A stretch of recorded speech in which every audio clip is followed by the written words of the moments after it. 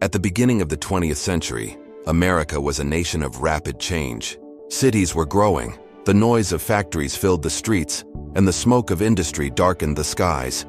People believed in progress, in new machines, in technology that promised a brighter tomorrow. But behind this image of prosperity, there was another, harsher reality.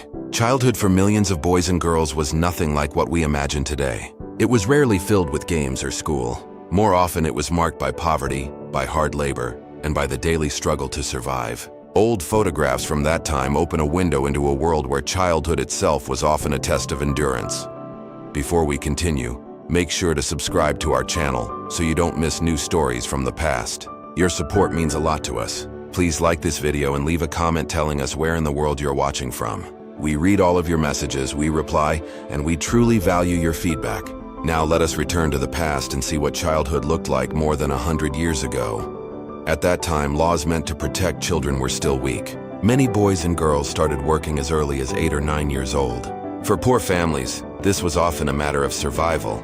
Without a child's income, there would not be enough money for food. Some carried coal in the mines, others worked long hours at textile machines, and many more sold newspapers on busy city corners. Their working days often lasted 10 or even 12 hours, and they were paid almost nothing. The faces we see in the photographs look older than their years. Their eyes carry the weight of exhaustion, and their smiles are rare. The coal mines were especially cruel. In dark tunnels where the air was thick with dust, children worked side by side with grown men. Their small hands carried heavy baskets of coal, their clothes stained black with soot. On factory floors, young girls operated machines, inhaling lint and fibers with every breath. Boys shined shoes, sorted through garbage for scrap metal, or begged for small jobs to help their families. In the cities, armies of newsboys filled the streets shouting headlines, their voices hoarse, their feet tired. Their days began before dawn and often ended long after dark. Yet despite all the hardships, children still found moments of joy. They played in the streets, turning alleys into ball fields and empty lots into playgrounds. A stick could become a bat, a box could become a cart, and a dusty street could become a stage for laughter and games. Photographs show us barefoot boys chasing a ball, girls riding together in old wagons, children inventing worlds of imagination in the middle of poverty. These games gave them a chance to forget their burdens, even if just for a little while. Schools existed, but education was not guaranteed.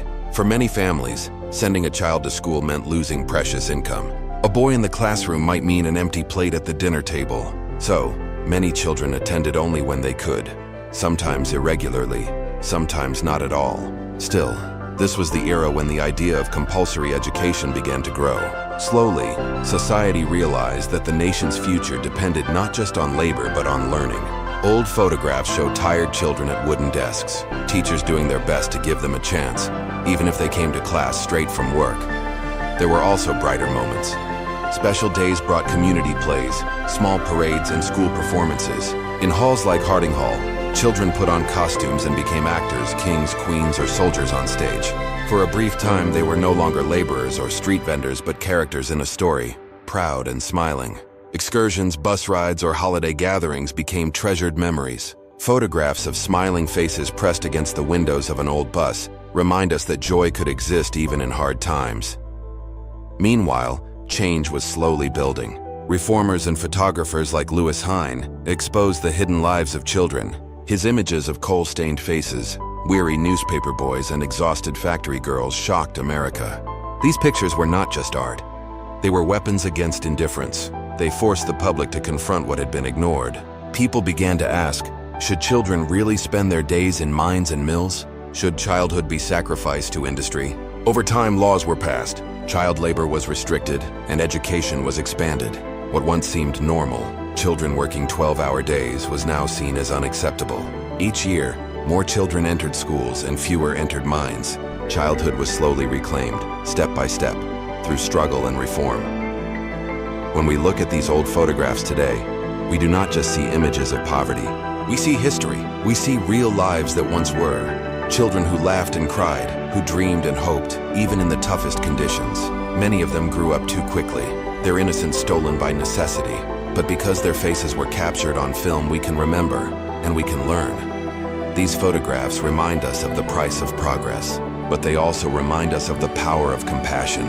The reason children today can learn, play, and dream instead of working 12-hour shifts is because people in the past chose to fight for change. And perhaps the greatest lesson is this: the smile of a child, no matter how dark their surroundings, is always a symbol of hope.